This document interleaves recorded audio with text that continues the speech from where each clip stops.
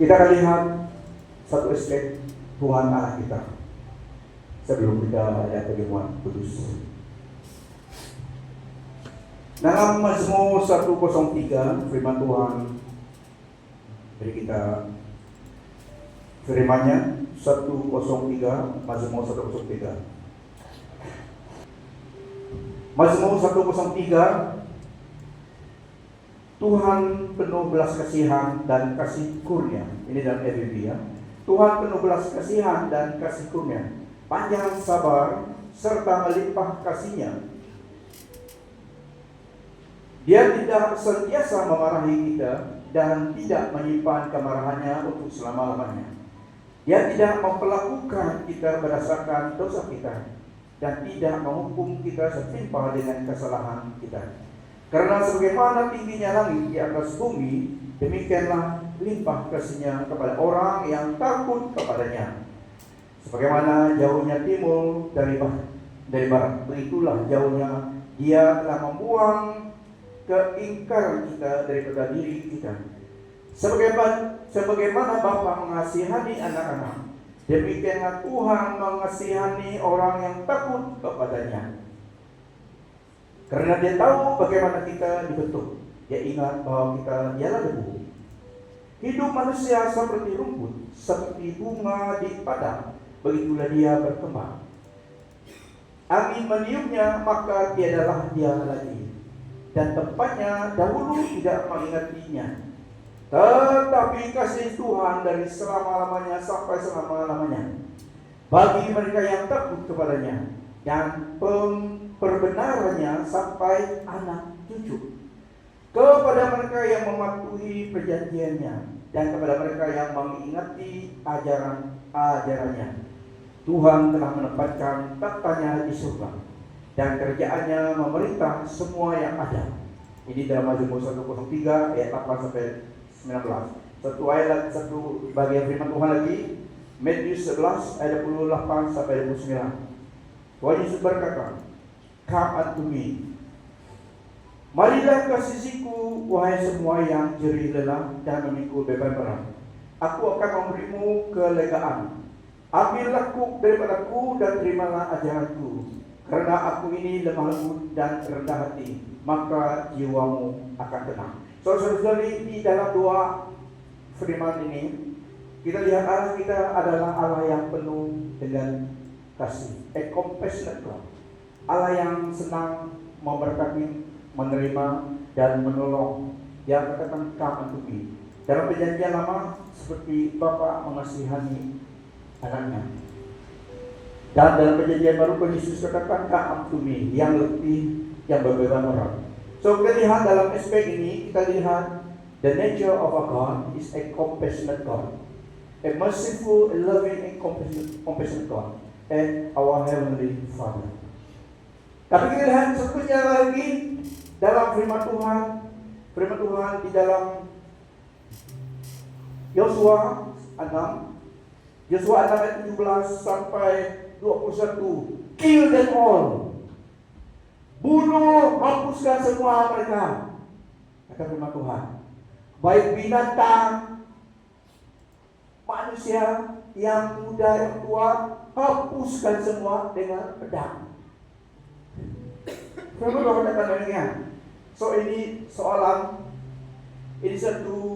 kejadian yang membuat orang manusia stres memikirkan, why is God like that? Kenapa Allah itu dalam suatu aspek He is a compassionate God, tapi dalam firman-Nya juga seperti dari Yosua yang akan baca, kill them all, hapuskan semua mereka, binatang, ternak, manusia, tua dan muda, hapuskan dengan mata pedang. Wow.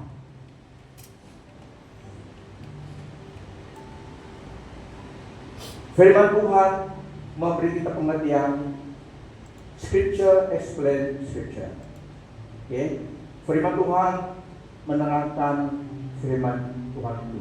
Roh Kudus menulis dengan demikian. Ada pengertian, ada sebabnya, ada alasannya, ada explanation-nya. Firman Tuhan itu dalam firman itu sendiri. Scripture explain the scripture. Yosua 6:21, they devoted the city to the Lord and destroyed with the sword every living thing in it, man and woman, young and old, cattle, sheep, and donkeys. Tidak bagi sini. Karena mereka tidak pelihara babi, tidak disebut babi. Tapi inilah yang mereka pelihara. Saya ulangi, they completely destroyed everything in it with the sword. Man and woman, young and old, cattle, sheep, goats, and donkey. Then they utterly destroyed all that was in the city, both men and women, young and old, ox, sheep, and donkey, with the edge of the sword. Mereka menumpas dengan mata pedang segala sesuatu yang di dalam kota itu, baik laki-laki maupun perempuan, baik tua maupun muda, sampai kepada lembu, domba, keledai.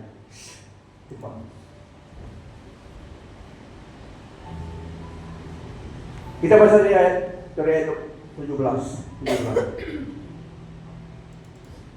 Hendaklah kota itu dan segala isinya dikhususkan bagi Tuhan untuk ditumpaskan. Hanya Rahab pelacur itu yang boleh tetap hidup beserta semua orang yang ada bersama-samanya dalam rumah itu, karena dia telah menyembunyikan para utusan yang kita utus. Tetapi kamu jagalah dirimu daripada barang-barang yang telah dikhususkan untuk dimusnahkan. Setelah kamu menghususkannya, jangan sampai kamu mengambil sesuatu pun daripada barang-barang itu, sehingga kamu mendatangkan kebinasaan ke atas perkemahan Israel, serta menimbulkan kemalangan. Semua perak dan emas, serta segala wadah daripada bangsa dan besi adalah suci bagi Tuhan. Hendaklah semua itu dimasukkan ke dalam perbendaharaan Tuhan. Maka bersoraklah umat itu manakala para imam meniup sangkakala. Sebaik saja mendengar bunyi sangkakala itu, orang Israel pun bersorak demikian, bersorak dengan sorak yang nyaring atas. Lantas runtuhlah tembok itu di tempatnya. Lalu umat itu memanjat masuk ke dalam kota dengan setiap orang menuju ke tempat di depan masing-masing. Mereka pun menawan kota itu. Semua yang ada di dalam kota itu, baik lelaki maupun perempuan, baik yang tua maupun muda, termasuklah lembu, domba, dan keledai, ditumpaskan mereka dengan mata pedang. Jadi untuk the city of the Lord and destroyed with the sword every living thing in it, man and woman, young and old, cattle, sheep, and donkeys. Nah, kita lihat kenapa segalanya perintah Tuhan musnahkan semua manusia, binatang. Donkey, ox itu adalah binatang, dan man and woman itu adalah manusia, young and old. Musnah, tumpaskan semuanya. Yang pertama adalah keadilan Tuhan, keadilan Allah. Perintahnya tidak universal. Makanya kita harus mengerti firman Tuhan. Scripture explains scripture. So, dalam kejadian ini tidak universal application-nya, penuh semua. Tidak universal application pada hari ini. Tapi ada tujuannya, dia suruh. Kota itu tidak, perintah itu tidak boleh dibawa ke tempat lain.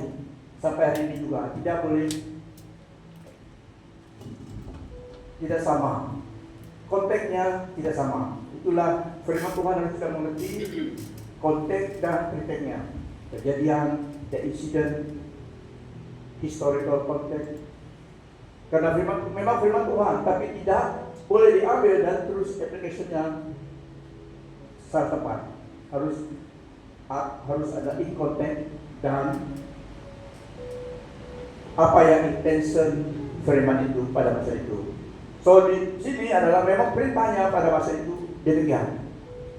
Tapi bukan universal, bukan menyeluruh dunia ini, tidak. Tapi ada tujuannya. Nah kita lihat kenapa Allah yang sama tadi yang penuh dengan belas kasihan dalam ini suruh membunuh manusia di tempat itu, bunuh semua. Ini tempat Jericho, the wall of Jericho. Tambah karena mereka memuji menyembah Tuhan. Belum ada bom masa itu, pujian penyembahan, teriak mereka. Tembok Jericho itu jebol. Kalau kita lihat dalam sejarah tembok Jericho, manusia tidak dapat merubuh tembok itu karena ada double portion. Ini double portion juga sebenarnya. Berdiskusi ini berdiskusi sana lagi. Waktu meroboh itu kuat betul. Beri merah lagi digunakan. So waktu kota itu satu baris di sini wall itu dan sebelah sini lagi double, dapat pakai kuda orang, pakai ada jalannya. Kota Jericho itu memang impenetrable sebenarnya bagi manusia. Orang yang di dalamnya relax saja, raja dalamnya relax saja, karena tidak akan ada manusia tentara yang dapat meroboh itu. Double wall, fortified city, sangat kuat. Dan rumah Rahab yang pelacur itu, kata firman Tuhan, is part of the wall. Jadi rumahnya hingga ke situ. Part of the wall, jadi rumahnya connect dengan wall itu. Rumah kecil lah rumahnya, tapi di situ part of the wall. Waktu Tuhan menghancurkan dinding Jericho ini, hanya rumah Rahab itu yang tinggal. Sebelah ada runtuh. Seperti earthquake yang di Flores Indonesia kemarin hancur. Tapi ini perbuatan Tuhan, dia resolve rumah Rahab. Hancur semua sebelah rumahnya saja, karena dia menolong supaya Israel. So Rahab seorang pelacur, kata firman Tuhan. Tapi pada hari itu dia menolong dengan perbuatannya, dia percaya pada Allah. Dia menolong supaya Israel sehingga dia diselamatkan waktu dinding Jericho diroboh. Dan hanya dia dan keluarganya yang ada dalam keluarganya selamat pada masa itu. Dan Rahab juga dalam human likeness kepada Savior kita. Daripada seorang yang backgroundnya memang dalam masyarakat bergalutang karena pelacur. Dan kita harus mengerti juga itu adalah livelihood dia. Karena dalam background kota itu orang ini mereka ini bukan orang yang mengenal Allah yang benar.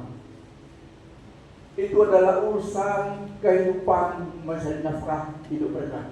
Sebagian seperti pekerjaan, ya pekerjaan lah dalam konteks mereka.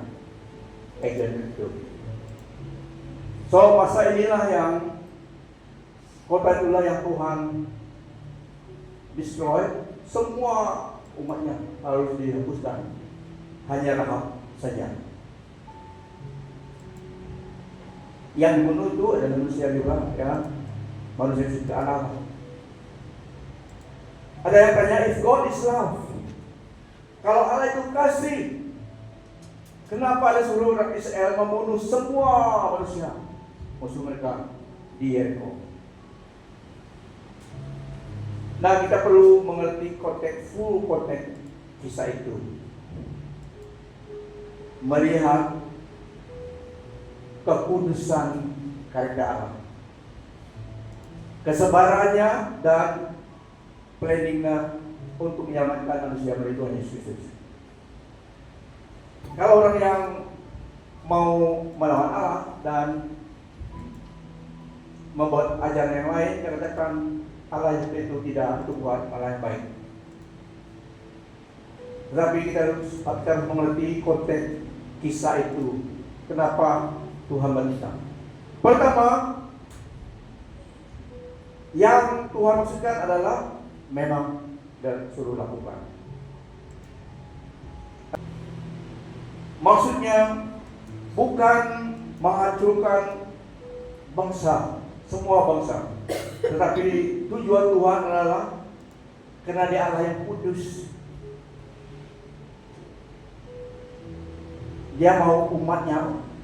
Ingat, umat Israel adalah umat pilihan Allah. Out of the manusia di dunia ini, umat inilah yang Allah pilih. So standard hidup mereka tidak boleh sama dengan orang yang tidak kenal Allah yang benar, Allah Yahweh.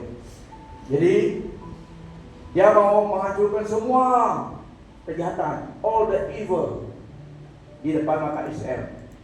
Menyatakan Dia Allah yang kudus dan tidak ada kompromi dengan evil, dengan kejahatan. So bangsa yang ini Tuhan tidak mau mereka akan mempengaruhi umat Israel. So pada masa itu Dia hapuskan semua. Kita akan lihat kenapa kejam sangat Tuhan terhadap orang Yeriko pada masa itu. Tapi Dia memang suruh tumpaskan semua, sehingga binatang mereka juga ditumpaskan. Dan juga kita lihat perkataan digunakan kill them all itu adalah memang digunakan hyperbole. Hyperbole maksudnya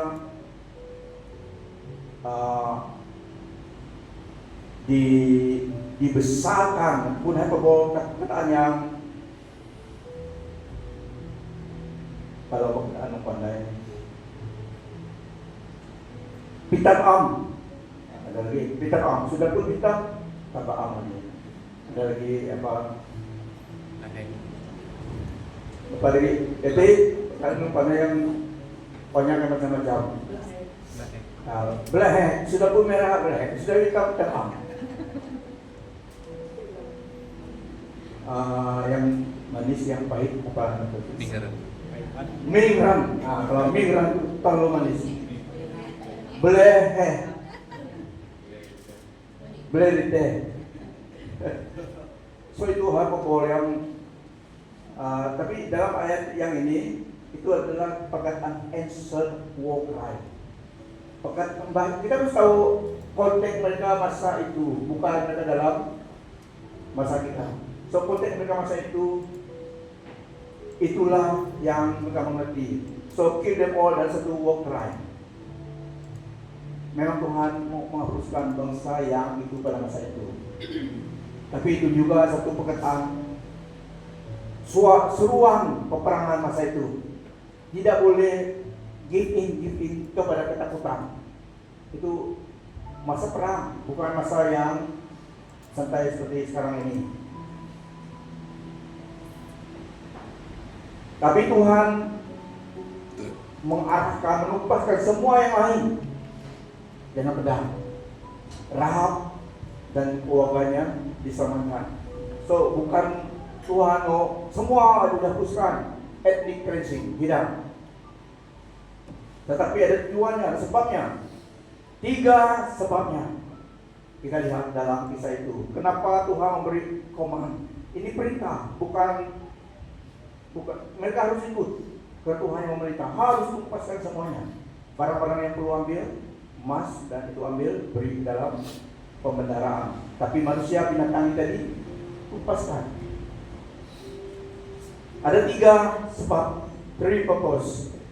Clear reason, 3 clear reason. Yang pertama, judgment on rampant evil. Mereka di Yeriko itu bukan salah jahat, bukan salah jahat. Ada bahasa salah itu kan.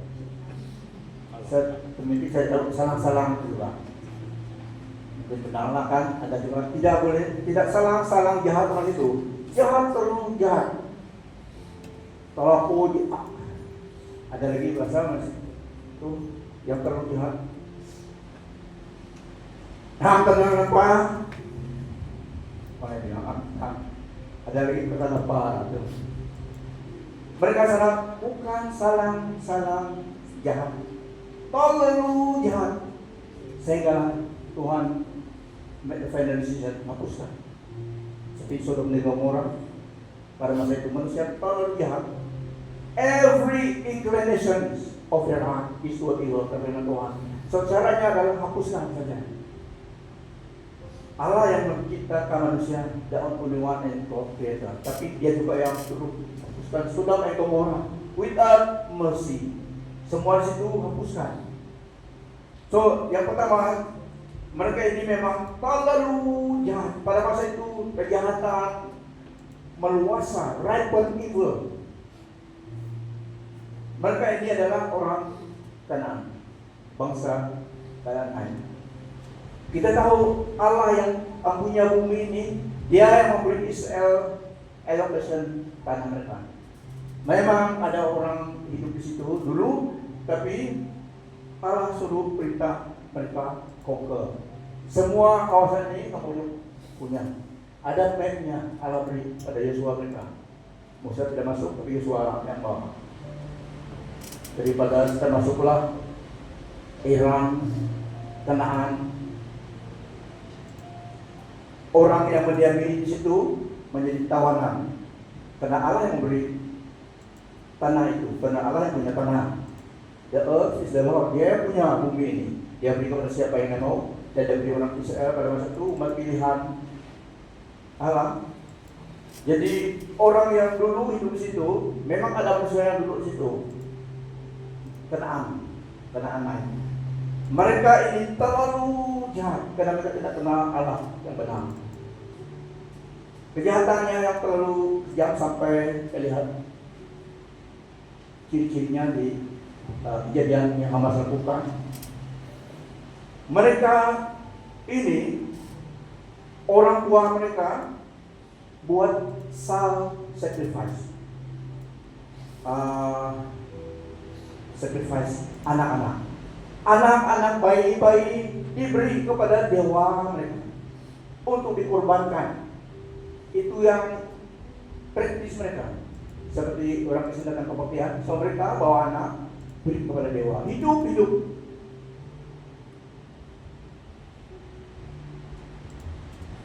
Anak-anak diberi, bukan satu dua anak, beribu. Karena mereka menyembah dewa mereka. Diberi self-sacrifice.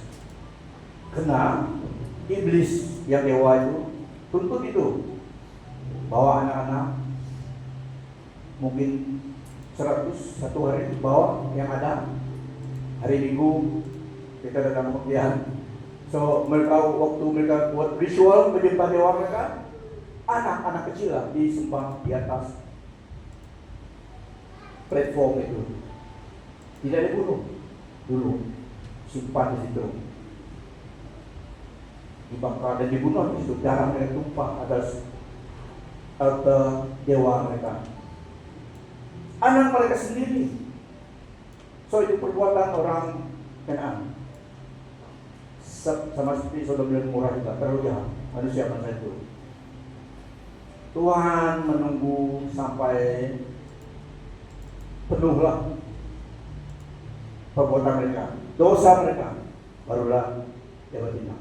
So masa itu memang terlalu penuh sudah. Jadi dalam Genesis 15 dan 16 juga itu. So dalam mereka perbuatan mereka menyembah ilah mereka itu dengan memberi korban anak-anak mereka berlangsung sehingga 400 tahun.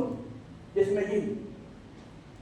Dia praktis itu bukan 1-2 tahun, 400 tahun mereka sudah melakukan kejahatan itu. Tuhan sabar, sehingga Dia gunakan orang Israel pada itu. Karena orang Israel adalah senjata Allah, adalah umat pilihan Allah, supaya mereka hidup dalam senjata Allah dan menjadi terang kepada bangsa lain di dunia ini pada asalnya. Mikhael, Yesus datang menggunakan kita sebagai jantan dan bersatu dengan umat Tuhan orang Israel menjadi tubuh Kristus. So ini masanya yang pertama tadi, karena terlalu jahat, kejam manusia di kota itu. Anak-anak mereka disembahkan kepada dewa mereka. Saya tidak beritahu nama dewa mereka. One of these days saya akan beritahu. Ada tanduk, dia ada usaha mereka buat, mereka yang buat, dia punya image yang roh jahat mereka, mereka buat serupa itu. So mereka bawa anak simpan ke atas table ya, bunuh situ, dibakar di situ.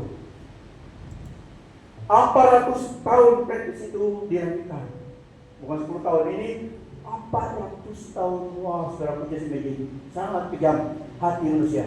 Anak sendiri di sacrifice itu. Bagus ada stok anak. Ada habis stok sama namanya Pak Jawa itu. Tapi ini perbuatan 400 tahun. Allah sabar menunggu sehingga pada suatu hari dia benar-benar menghukum mereka. So itu yang pertama, karena perbuatan kejahatan terlalu jahat maka lakukan self-sacrifice. Yang kedua, karena Allah memilih orang Israel sebagai umatnya, dia menjaga covenant line, perjanjian. Dia menjaga supaya jangan mereka dicemari oleh bangsa asing yang tidak mengenal Allah. Jika orang Israel mengikut dosa mereka ini, mereka akan kehilangan panggilan, sehinggalah kedatangan juru selamat dapat datang. Soal harus melakukan demikian.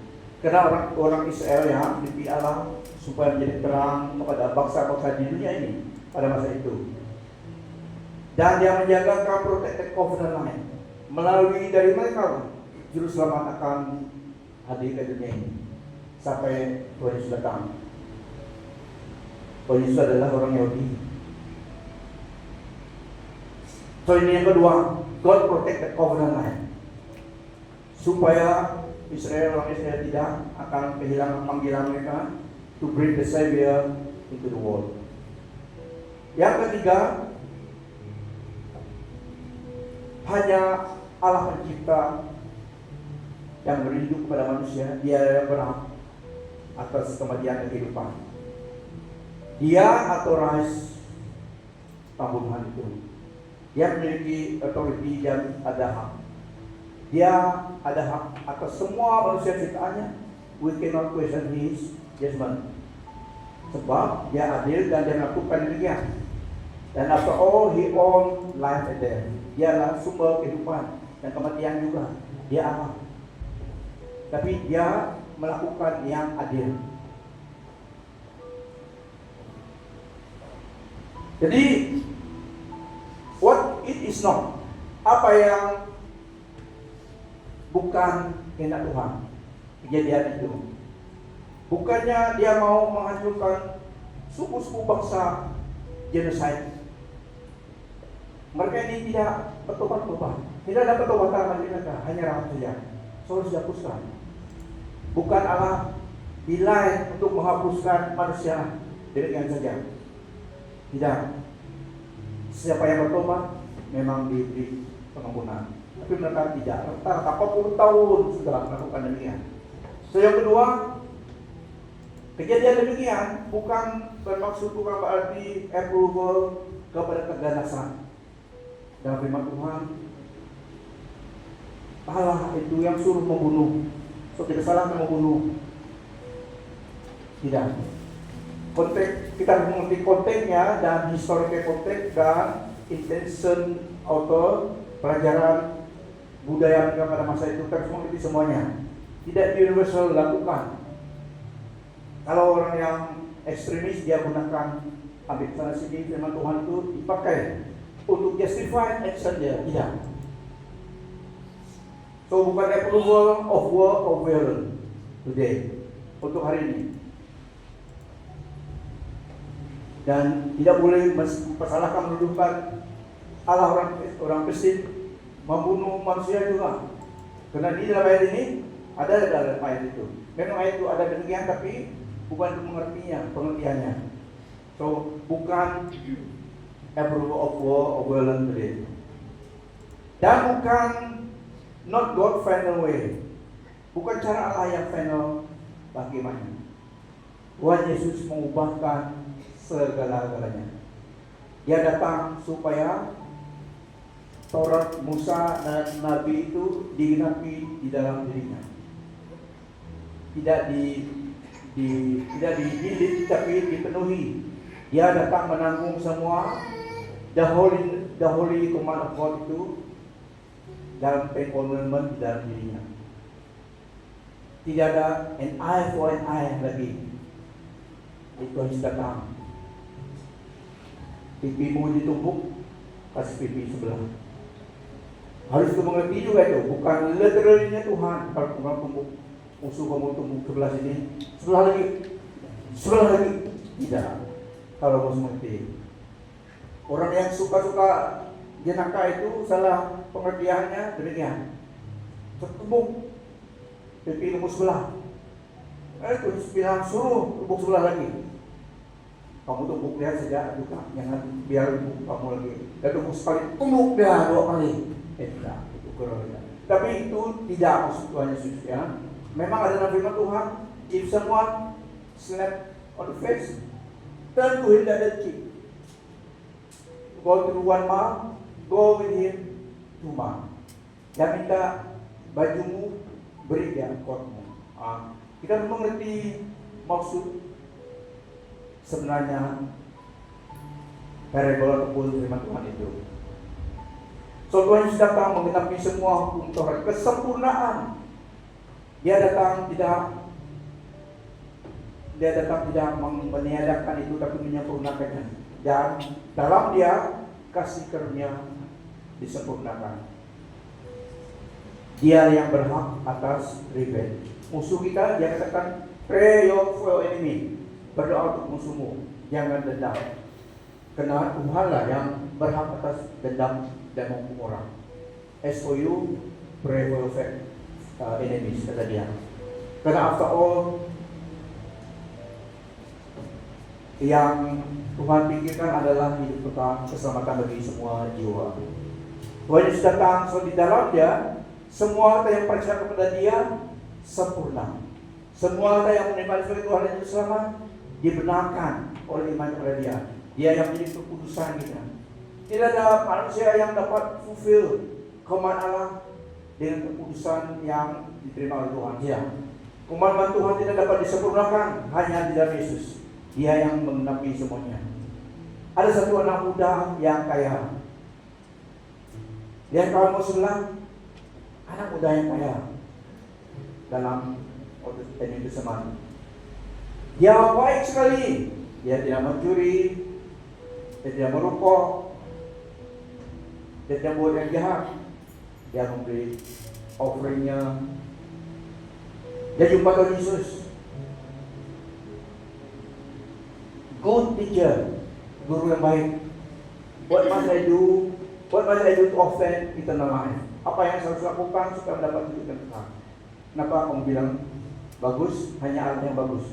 Di situ Yesus katakan hanya Allah yang bagus. Directly tunjuk kepada dia, karena dia alam, dia yang bagus. Yang ini kata tadi yang mainnya dapat good teacher. Kenapa kamu bilang yang bagus? Hanya Allah yang bagus. Jadi kalau kamu udah pemahaman, do not steal, do not lie. Rupanya anak muda ini melakukan semuanya. All the commandment saya lakukan. Dari kawanmu sebelah, kamu lakukan apa? Anak muda ini dia tidak bohong, dia bagus orang, dia beri offeringnya. Itulah saudara kawanmu, ada kamu beri offering tadi. Anak muda ini lakukan semuanya. Dia katakan, what do I have? Apa yang saya kurang lagi? Tuhan Yesus lihat dia dan mengasihi dia. Tuhan tahu segalanya bagi dalam hidup kita. Yang mengasihi anak muda ini, one thing you lack. Hanya satu kamu kekurangan. Sell all your properties, give to the poor, and come and follow me. Wah, sudah jadi. Tersentuh hati dia, offended ya. Dia dapat ikut tuh. Tuhan Yesus tahu itu yang kelemahannya. Tuhan mau koreknya supaya hatinya jangan melekat kepada kekayaannya, tapi kepada Tuhan yang adalah memiliki semuanya itu. Bukan Tuhan mau kekayaannya, tapi Tuhan mengasihi dia supaya hatinya jangan diikat oleh kekayaan yang ada pada dia pada masa itu. Dia anak muda, kaya, tidak tahu dari mana dia dapat kekayaan itu. Dari ayah ibunya, aku udah beli poti, tidak bolos itu. Tapi anak muda yang kaya ini, Tuhan Yesus mengasihi dia. Tuhan Yesus katakan karena itu kelemahan dia. He want to enlighten him, enlighten his heart, understanding dia. Sell all your property, give to others. Ownership itu yang Tuhan mau. Dia Tuhan mau hatinya. Hatinya jangan diikat oleh treasure of the world. Tuhan mengasihi dia. Dia melakukan semuanya, tidak mencuri ayam, tidak. Tapi satu yang kekurangan Tuhan, hatinya diikat oleh kekayaan harta bendanya. Tapi dia tidak mau lepaskan itu. Sebenarnya Tuhan mau hatinya jangan kepada yang temporer, tapi kepada Tuhan. Eternal life yang Tuhan beri kepada dia. What must I do to inherit eternal life? Itu soalannya. Apa yang saya harus lakukan supaya mendapat hidup yang kekal? Tuhan Yesus tarik kepada dia. Ini perbulan dia. Let go of this thing to control your life. Give your heart to Him. Tuhan mau demikian. Ya, Tuhan mau menjual semuanya nantinya. Yang Tuhan mau adalah kerelaan to surrender the comfort kepada harapan yang adalah temporer. Tuhan mau supaya dia fokus kepada Tuhan. Tapi dia tidak dapat lari dia. Tuhan tidak menolak dia sendiri yang lari. Come and follow me, kata Tuhan. Dia yang tidak mau melepaskan itu. Firman Tuhan katakan juga, jagalah hatimu. Hati kita harus kasih semula itu harus kepada Tuhan. Dia senang memberkati hidup kita dengan limpah pun supaya kami diberkati dan menjadi berkat. It's okay with Him. As long as kita mengasihi dia. Banyak orang businesswoman, orang biasa kerja yang very well off tentunya ini. Yang Tuhan mau adalah hati kita, worship kita kepada dia.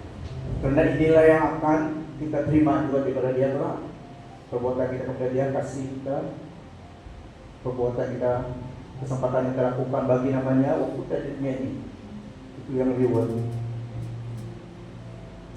After all, kita jalan semuanya tinggal. Mercedes-Benz tinggal. Kita harus tahu itu. Jadi Tuhan mengasihi orang anak muda ini. You have a long days, long life ahead of you. Be happy, but focus is on me. Karena dia mau eternal life. Jadi Tuhan beri jawaban kepada dia, tapi dia tidak dapat menerima itu. Pertobatan, perubahan harus ada dalam hati seseorang supaya dapat diterima oleh Tuhan, supaya dapat menerima hidup kekal. There must be a divine action take place. Surrender kepada Tuhan hidup kita, supaya menerima hidup yang kekal itu. Nah, kita lihat seterusnya key observation from Scripture dalam command Tuhan kepada orang Israel. Mereka tidak mau membunuh terus. Mereka beri damai dulu. Mereka pergi peace must offered first. Before fighting, kita lihat dalam Deuteronomy 20:10-12. Ini orang Israel, orang yang different daripada manusia dunia juga. Memang mereka adalah stiff neck. Tuhan menggunakan mereka. Supaya mereka kesannya mereka daripada Tuhan, calling mereka daripada Tuhan memang berbeda daripada bangsa lain di dunia ini. Sampai hari ini juga. Tapi hari ini kita link dengan mereka karena Yesus sudah datang. Dulu mereka adalah eksklusif. Tapi Tuhan Yesus datang supaya inklusif. Jews and Gentile dapat disatukan di dalam tubuh Kristus. Tidak eksklusif lagi. Ada suatu hari Petrus mereka mau eksklusif. Orang Samaria tidak boleh, rumah mereka tidak boleh orang Yahus masuk rumah Samaria.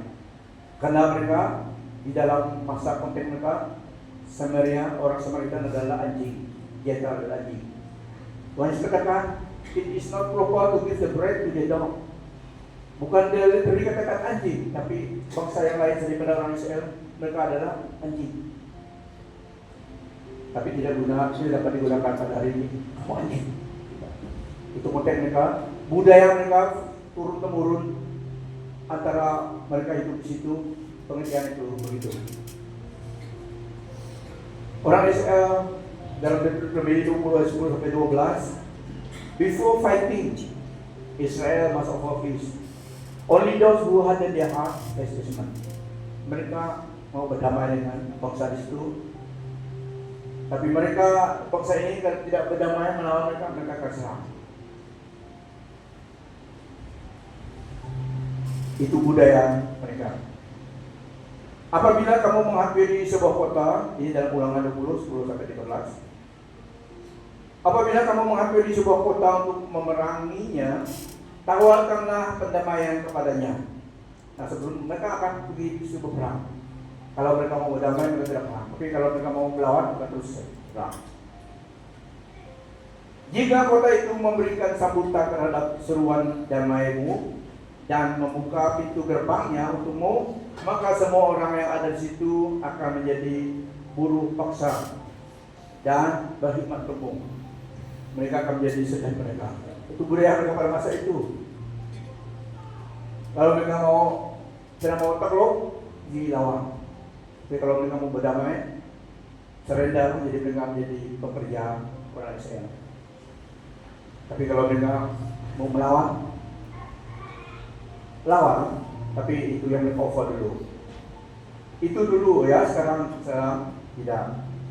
Sebaliknya, jika kota itu tidak mau berdamai denganmu, malah berperang melawan kamu, maka hendaklah kamu mengepungnya. Ketika Tuhan Allahmu menyerahkannya ke dalam tanganmu, tewaskan semua lelakinya dengan mata pedang. Itu mengertilah ini itu konteks peperangan masa itu. Mercy was always available. Rahab, orang Canaanite woman itu, Canaanite prostitute, was saved because she trusted Israel God. Ibrani 11:31. Nah, saudara-saudari, Rahab perbuatannya sampai hari ini juga dicatat dalam New Testament. Walaupun dia seorang pelacur dalam masanya, dari perbuatannya memulihkan dia, bahwa dia menjadi fellowship dengan orang Israel. Ibrani 11:31. Bersama iman, wanita pelacur yang bernama Rahab tidak musnah bersama orang yang tidak beriman, setelah dia menyambut para perisik dengan ramah.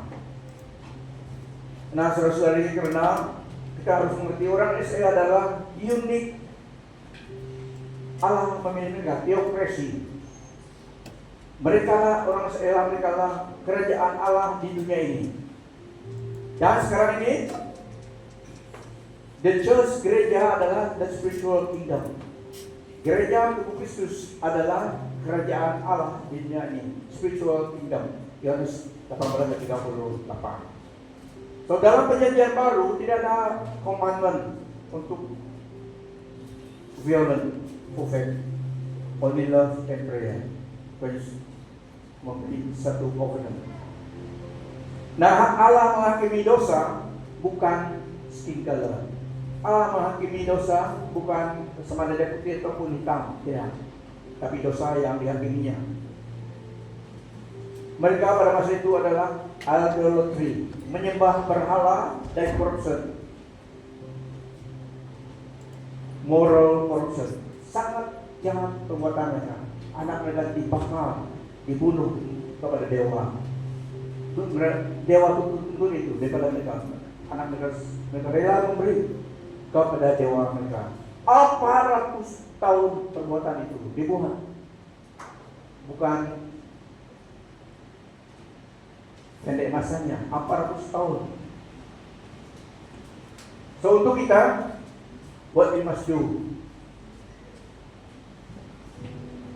put to death dosa dalam hidup ini, bukan manusia. Take it seriously. Awasilah dosa dengan sungguh-sungguh serius. Firman Tuhan katakan, matikanlah dalam dirimu dosa. Oke, matikanlah dalam dirimu dosa, bukan matikanlah manusia, ya, matikanlah dosa dalam dirimu. Lebih banyak orang Kristen yang buat dosa ada pengsaan saja. Dia pengsaan saja, dalam hidup begitu. Pengsaan dia. Sudah dan tidak peksa, hidup begitu tidak. Matikanlah dosa, kata firman Tuhan.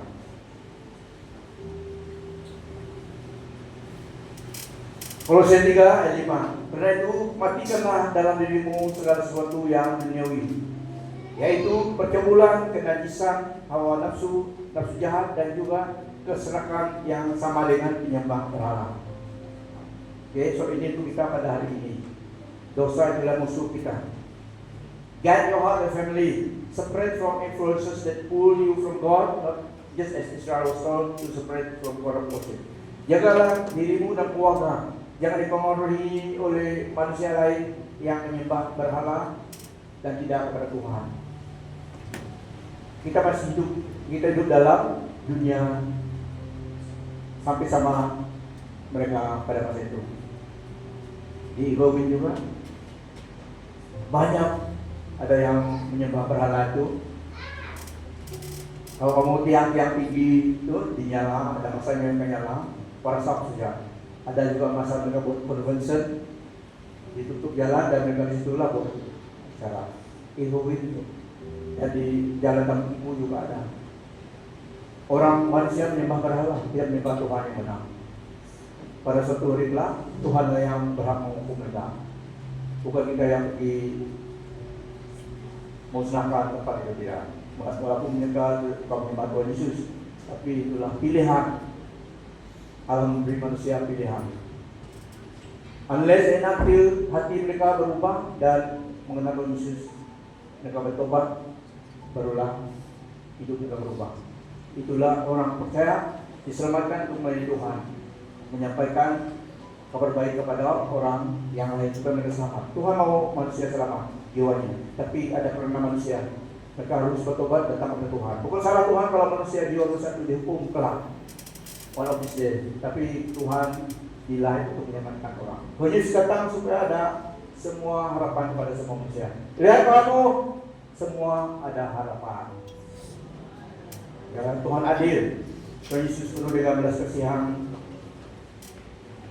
dan kita tidak melihat perbuatan masa itu dan apply aplikasinya sama dengan hari ini, tidak. Tuhan sudah datang supaya manusia semua ada harapan, ada belas kasihan dengan menerima Yesus sebagai Tuhan dan Juru Selamat. Amen. Allah yang sama adalah seperti Bapa yang penuh dengan belas kasihan. Yang memisahkan manusia adalah dosa daripada Allah. Tapi Tuhan Yesus telah datang menyatukan kita dengan Allah di dalam dirinya. So semua manusia ada harapan. Jadi kita yang ada harapan, yang sudah ada harapan pada hari ini, pegang harapan kita dan sampaikan harapan kepada orang lain. Ya, masih ada kesempatan. Mari kita berdiri.